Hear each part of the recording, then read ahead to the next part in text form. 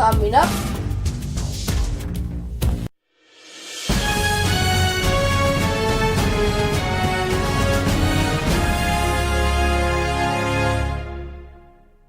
Welcome back, subscribers. We really appreciate you.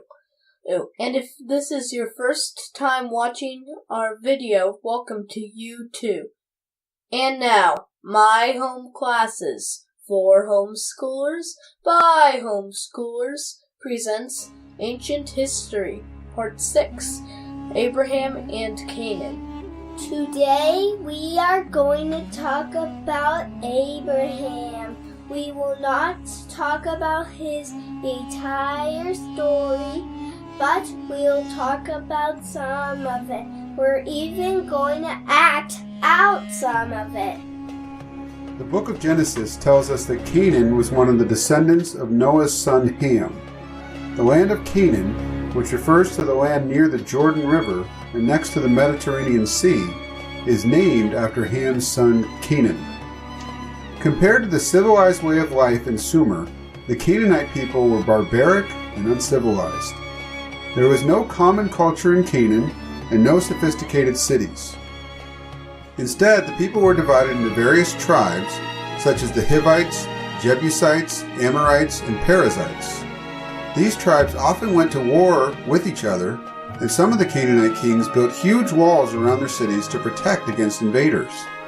Some of these kings did manage to gain a lot of wealth through their trade with other cities, Egypt in particular, but their cities never rose to the cultural level of Sumer, and so they did not leave behind any written records.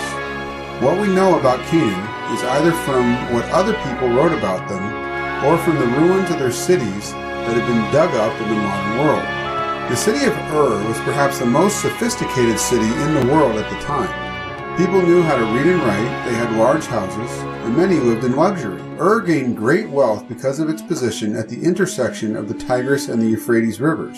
People who traveled by sea to Sumer for trade would naturally stop at Ur to do business, and they would spend money. Ur was considered by many to be a wonderful place to live. Abraham grew up there, but his name was not Abraham yet. It was Abram. Abram left Ur to go and live in the land of Canaan. Why?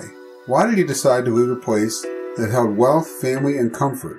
Because he understood something about God's plan for the world. We see in Genesis what God had said to Abram. And the Lord said to Abram, "Go from your country and your kindred and your father's house to the land that I will show you, and I will make you a great nation, and I will bless you, and make your name great, so that you will be a blessing. And I will bless those who bless you, and him who dishonors you I will curse. And in you the families of the earth shall be blessed." So Abram went, as the Lord had told him, and Lot went with him. Abram was 75 years old when he departed from Haran, and Abram took Sarai his wife, and Lot his brother's son, and all their possessions that they had gathered, and the people that they had acquired in Haran, and they set out to go to the land of Canaan. But how would Abraham understand the need to leave his home? Did he know that one God had created the whole world? If he believed in the moon god Swen that people worshipped in Ur, would it have made any sense for him to leave? Since people in Ur worshipped the moon god, it wouldn't make sense for that god to ask Abraham to leave Ur, would it? On the other hand, practically no one was worshipping the true God who created the world. If Sargon had heard a voice telling him to leave Akkad, wouldn't he have thought it was one of his gods speaking, rather than the all-powerful God who created everything? Abraham must have known that God the Creator exists, but how did he know? Perhaps what could be known about God from reasoning about the creation. Abraham also had the benefit of being a descendant of Shem. While others had forgotten the significance of the biblical flood, and often only remembered a great local flood, surely Shem remembered the truth, since he was one of the sons of Noah. But Shem was long dead by the time Abraham lived, right? No, he was alive. One of the things that God did after the flood to prevent the world from falling far into sin again was to shorten the amount of time that people lived. With less time on their hands, people could not do as much damage. But Shem was born before the flood, and he lived for about 500 years after the flood. Shem's life overlapped with Abraham's for over 100 years. Shem was the patriarch of Abraham's family, and it would have been natural for him to pass on teachings about God and biblical history to his family. Abraham had a difficult time in Canaan. God had promised him that he would have a son through his wife Sarah, and his descendants would outnumber the sand on the seashore. But years went by, and then decades, and still no son. He faced a famine, and it forced him and his wife to live in Egypt for a time. Abraham also had to fight in a war to rescue his nephew Lot. Canaan was called a land of milk and honey because the land produced a lot of food, which was a valuable commodity in those days. Some foreign kings from Shinar, which was Babylon, Elam, and Eleazar were exploiting kings in Canaan and demanding high amounts of tribute. After 12 years of hardship, the Canaanite kings rebelled and war broke out. The foreign rulers were victorious in a battle at the valley of Shittim, and they took treasure off with them.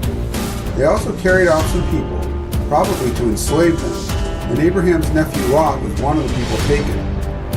Abraham armed his trained servants, born in his own house, a total of 318 men, and pursued them. He divided his men and attacked. He defeated them and rescued his nephew. Finally, a son was born to Abraham and Sarah. By this time, they were both old, and Sarah laughed at the idea that she could bear a son as an old woman. So their son was named Isaac, which meant he will laugh. Why then, after God had fulfilled his promise to give Abraham a son, through whom all people on earth were to be blessed, would God tell Abraham to sacrifice Isaac? How could that make sense? Abraham did take his son up to Mount Moriah to sacrifice him, just as God commanded. Why? What it says in the New Testament is that Abraham reasoned that God could raise the dead. In other words, he believed that God would raise Isaac from the dead, and Isaac would go on to have children on the earth. That shows a great deal of understanding. Jesus also indicated that Abraham understood the meaning of this event in terms of the sacrifice for sin that was to come.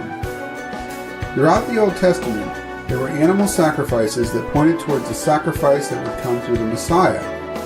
And then Jesus offered the ultimate sacrifice that forgave sin once and for all. Abraham understood that just as he had been asked to sacrifice his only son, so God would sacrifice his only son for the forgiveness of sins. As Jesus said, "Your father Abraham rejoiced to see my day, and he saw it and was glad." God had commanded Abraham to sacrifice Isaac in order to teach him about what God would do to forgive sin in the world once and for all. In the next video, we will travel to the Old Kingdom in Egypt, where the Great Pyramids were built, and where Abraham's descendants would live for over 400 years. Thank you for watching. If you like this video, give a thumbs up and subscribe for more.